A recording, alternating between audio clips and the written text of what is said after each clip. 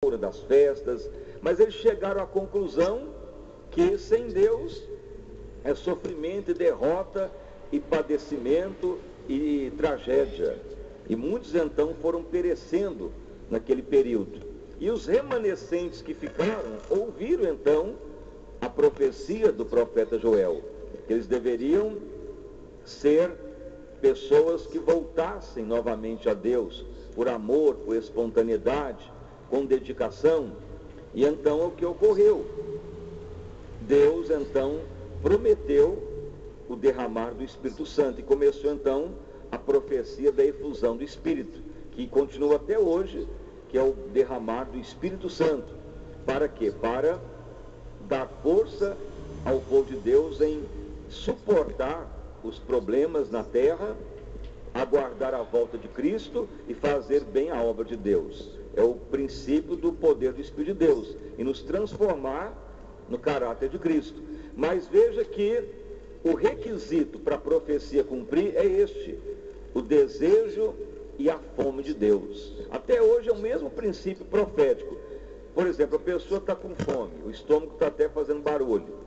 Naturalmente, o próprio cérebro humano desencadeia a reação química para a pessoa ter fome. O estômago faz barulho, os movimentos peristálticos que mexem o estômago, o intestino, e faz a pessoa salivar, preparando o trato digestivo para a comida. Então isso desperta a fome. A pessoa tem o sentido do cheiro ou do gosto, ou ele vê uma comida, então desencadeia a fome, e a pessoa quer alimento. Então é algo natural, fica um instinto natural, e a pessoa se alimenta. Isto é o princípio natural. Esse princípio tem que ser espiritual também. Você tem que ter a fome de Deus, do Espírito de Deus, e a sede de Deus. Caso contrário, não vai cumprir nunca a profecia de Joel, que é a efusão, o derramar do Espírito Santo, e a unção e a manifestação do poder de Deus. A proporção da manifestação de Deus é a proporção da nossa fome e da sede de Deus. E o profeta Joel, ele traz então esta palavra quando Israel padece, sofre e desespera. Por que Deus deu esta palavra para Joel? Porque na realidade o ser humano muitas vezes só conscientiza que precisa de Deus na hora da destruição, do sofrimento, do padecimento. Porque ninguém mesmo quer buscar Deus quando está tudo bem, quando está tudo feliz, quando está tudo sombra e água fresca. Ninguém nem se lembra de Deus. A pessoa tem dinheiro, tem riqueza, tem tudo do bom e do melhor da terra, ele vai gastar tempo em orar, em jejuar, em vir na igreja, fazer vigília. Dificilmente você encontra uma pessoa desta.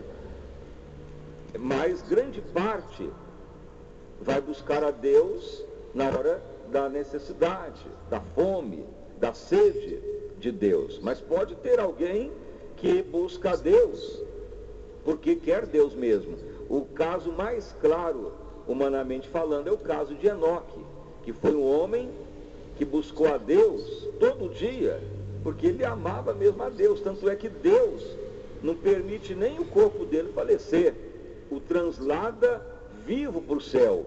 Tamanha era a fome e a sede de Deus. Deus falava para Enoque: já que quer a mim mesmo, quer a minha presença, porque o que Deus dava a ele na terra já não era suficiente. Então Deus o leva vivo para o céu, o translada, que é um dos casos de translandamento, como ocorreu também com o profeta Elias, provavelmente também com Moisés. Pessoas que demonstraram grande desejo e apego pelo Senhor. Mas nem sempre as pessoas têm esta afinidade de Deus. Muitas vezes o ser humano tem afinidade em buscar o que lhe agrada, o que lhe satisfaz, o que ele traz benefício.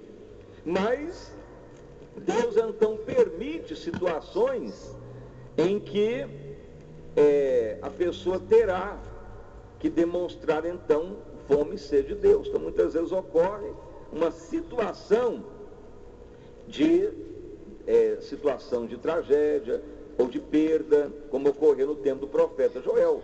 Houve uma destruição que todos já sabem sobre os gafanhotos que atacaram Israel, e os remanescentes conscientizaram que não valeu nada a pena ter aproveitado desse mundo, de ter aproveitado das riquezas, dos benefícios naturais, porque chegaram na miséria, abandonaram a Deus e estavam caminhando para a destruição.